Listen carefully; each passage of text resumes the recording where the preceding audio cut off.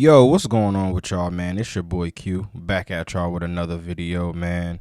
If y'all are new to the channel, please like, comment, share, subscribe, man. You know the vibes, man. Boy, the NFL draft was pretty exciting, wasn't it, man? Um, it was really good to see, these new up and coming players, man, get into the league. I'm very excited about a lot of prospects. You know what I'm saying? I want to see what Caleb Williams is going to be able to do. I want to see what Jaden Daniels is going to be able to do. I definitely want to see what Drake May is going to do. One of my favorite quarterbacks in the draft. He got drafted by the New England Patriots. Me and one of my coworkers we had a theory that the reason why New England decided to go ahead and stay put and draft Drake May with the third pick is because they don't like black quarterbacks. I don't know how true that is, but that's just a theory of mine. But hey, whatever. But anyways, man, what I really wanted to discuss today with y'all, man, let me get down to the nitty gritty. I'm over here yip yapping and shit. The Philadelphia Eagles draft Quinyon Mitchell out of Toledo, cornerback out of Toledo, man. Was graded as the best corner in the draft. Hands down, was the best corner in the draft coming out of the draft. A lot of people asked this guy. Why he decided to stay at Toledo instead of deciding to opt out and go to a different school, like a bigger program like Alabama. Apparently, rumors were going around saying that he spoke with Nick Saban once upon a time at his time at Toledo. And Nick Saban said that if he would have transferred to Alabama, he would have been the best cornerback at Alabama. So I don't necessarily know how true any of that stuff is, but that's very interesting. Quinyon Mitchell, he had a very good combine as well as the Senior Bowl. Now I think the Senior Bowl is kind of where he kind of made his bones and he kind of put everybody on notice. You know what I mean? As far as what he's able to do.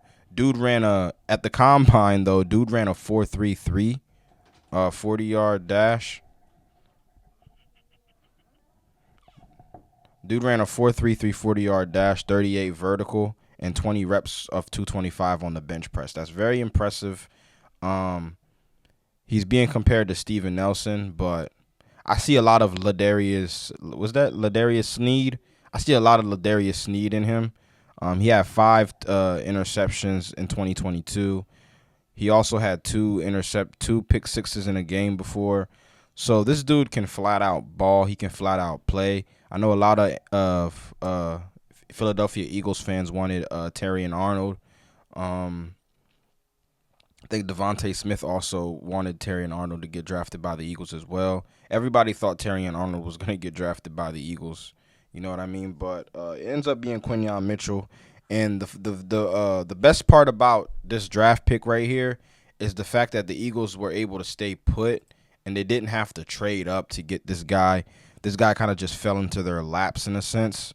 You know what I'm saying? But arguably the best cornerback in the draft, man. There were a lot of offensive guys being chosen.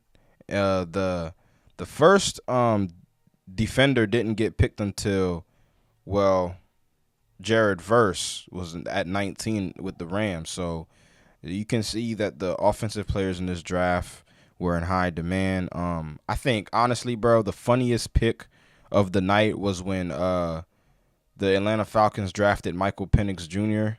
with the 8th overall pick after signing Kirk Cousins to a lucrative 4-year, $180 million deal, which is people are still trying to wrap their heads around that shit and how that shit makes sense because it really, really doesn't.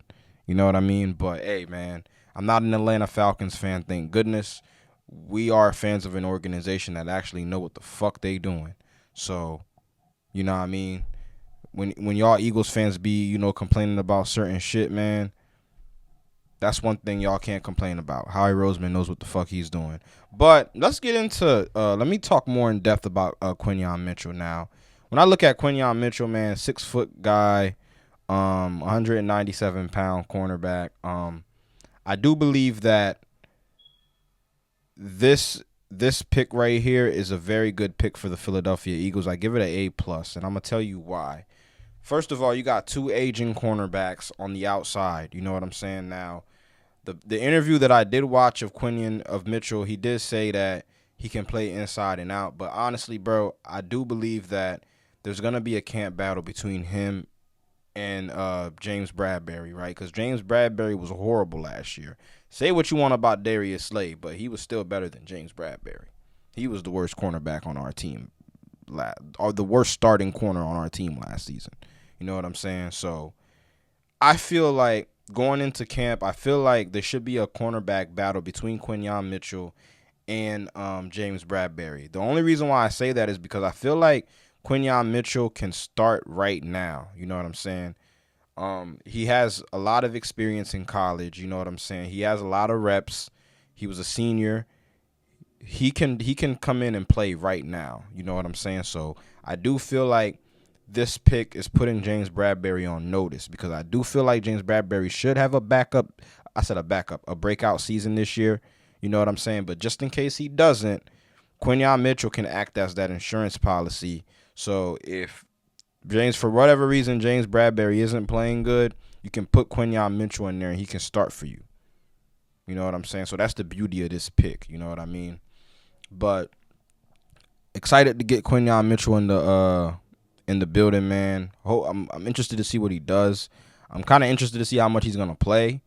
If I was the coaching staff, I would definitely see if I can get this guy on the field as much as possible, man, because we're gonna need all the help we can get on defense. But now, the next thing I wanted to talk about before I let y'all go, right? AJ Brown. So a little before the draft started, AJ Brown was reported to had signed a 3-year, $96 million deal, which is right now making him the highest paid wide receiver in the league right now at $32 million a year. And honestly, bro, I think it's a smart move, to be honest with you. With all the rumors and trade rumors that's going around, swirling around AJ Brown's name, I do believe that the Eagles did make a smart decision by signing AJ Brown long term. You know what I'm saying? So now you got Devontae, you got Saquon, you got Jalen, you got AJ, you got the nucleus of your offense locked up for the next few years, which is amazing. And the one thing I love about this contract is that Howie Roseman jumped on it early. You know what I'm saying? He jumped on it before the Justin Jefferson deal, before CeeDee Lamb gets paid, because these guys are finna get paid. Okay, let's not get that shit twisted. Okay, but that's not gonna matter to us because we got Quinyon now, so you know he can run with CeeDee Lamb and shit. You know what I mean? But whatever. But so AJ Brown signs a 3-year, $96 million deal. Very excited, man. I'm very happy about this. This was a great move, man. The only thing I'm worried about for real is where the hell is the Eagles finding all this money to be able to sign all these people? You know what I'm saying? But hey, it's none of my business. I'm not a capologist. Okay, y'all sign them, I talk about them. That's it. You know what I mean? But I ain't gonna complain. You sign AJ Brown to a longer deal, I can't complain about that. You know what I'm saying? It was a W move. Him, Devontae, all these guys are locked in. You know what I mean? We're locked in for the next few years, man. But I'm really interested to see what they do in the second round of the draft.